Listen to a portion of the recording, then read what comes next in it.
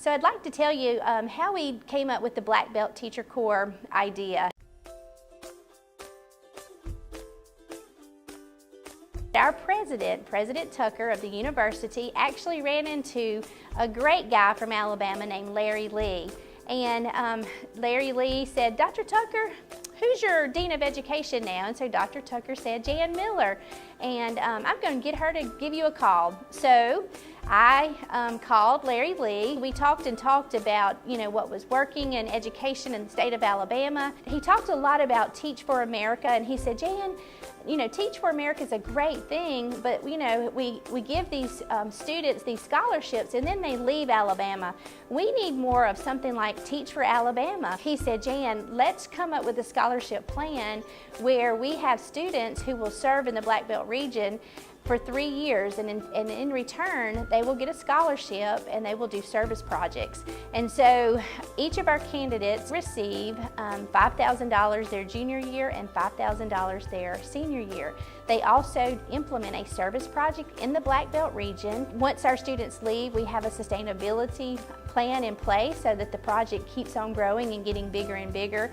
And ultimately, at the end, let's say 10 years from now, we can't wait to see what a difference the Black Belt Teacher Corps has done to the Black Belt region. It's a great opportunity for students to get scholarships. It's a great opportunity for UWA to make a difference in the Black Belt region. Hey y'all, my name's Ellery Marquis. I'm a senior at the University of West Alabama, majoring in special education and minoring in early childhood education.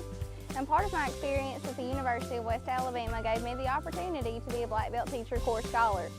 Part of this scholarship program required me to do a service project. Naturally, I chose the Sprouting Minds Garden because I come from 4 generations of farmers here in Livingston.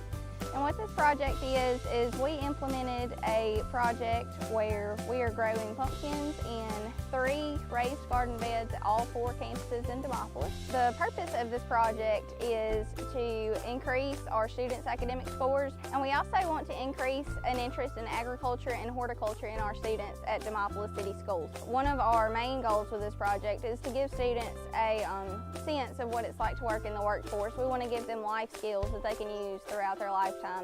And this project enables them to have skills in agriculture. Throughout this project, we also wanted to support our teachers who are going to be involved in this. So I'm creating curriculum guides that match all of our state standards for these teachers. We are currently doing 2nd grade general education, 3rd grade general education, 7th grade life science, 10th grade environmental science, and self-contained 9 through 12. This experience has honestly meant the world to me. I've gotten a chance to implement something that is near and dear to my heart. My whole family's been in this for years. It's part of my roots, and I get to extend this to other students, and I get to instill in them a love for agriculture like I do too. I'd hope for this project to grow in the future. We would like to incorporate a community garden or farmers market to help our citizens throughout the city of Demopolis. And 2, one day I would like to run a ranch with a farm-based learning program for children and adults with disabilities in the West Alabama area. Throughout this process, I've learned that creating a program this large takes a lot of hard work and a lot of dedication. You have to be on top of your game and you have to put in the work. Because if you don't put in the work and you don't support your teachers and your students like you need to, your project is going to fail. If I could give one piece of advice to any of you future teachers out there, it's whatever you want to do in education, do it with all your heart or don't do it at all. My name is Paige Gandy, and I'm one of the first cohort members of the Black Belt Teacher Corps Scholars Program. My service project I completed at Westside Elementary School, and I set up a model classroom. And in this model classroom, we partnered with Audio Enhancement, which is a camera surveillance system, and the school system actually paid for this $5,000 camera system to be put into my classroom. And this camera can be used so the teacher's voice will be on the microphone the entire time they are teaching. The purpose of this is for students to be able to hear their teacher talking and not have to repeat themselves over and over again. Audio Enhancement has done studies that have proven that students' test scores have improved because they could basically just hear their teacher talking in a louder volume without the teacher yelling all day long. The project also can implement professional development as well as give strategies and techniques to other teachers. One benefit of this project is that the teachers are able to also record themselves. They can record lessons and show this back to a student who might have been absent during the actual lesson. And also they can be recorded so that they can show this lesson or strategy and technique to another teacher who might be new or needs some help in that area of teaching. But since the school system paid for the video surveillance system, the $1,000 I received to do my service project, I got to use the entire $1,000 to put manipulatives and decorations and things in the classroom.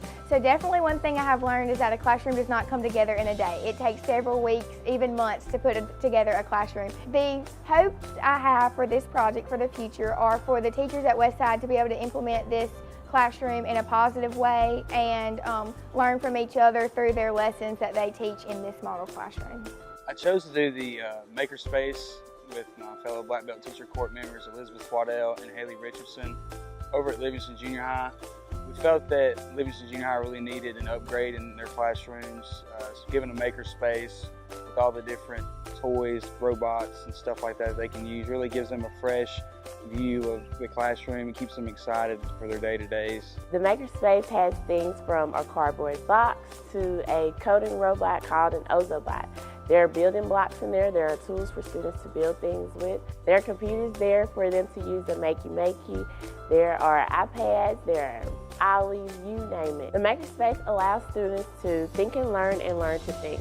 The makerspace also focuses on the STEM standards, which is science, technology, engineering, art, and math. The Makerspace project is important for students at Livingston Junior High because it gives them the opportunity to be hands-on in an active learning environment that they wouldn't normally receive. The biggest thing that I took from this project, being from a smaller rural town like Livingston, was, giving these kids opportunities to have something better than just their books and paper and pencil. It'll be amazing to see the things that they can come up with, just getting in there and playing around with the different programs and tools and whatnot. Finally being done with this project has really shown me all the hard work that it takes to be a successful teacher. You might not have a lot, but you can make do with what you got. You can build things out of nothing. The Black Belt region is really suffering from shortages of teachers.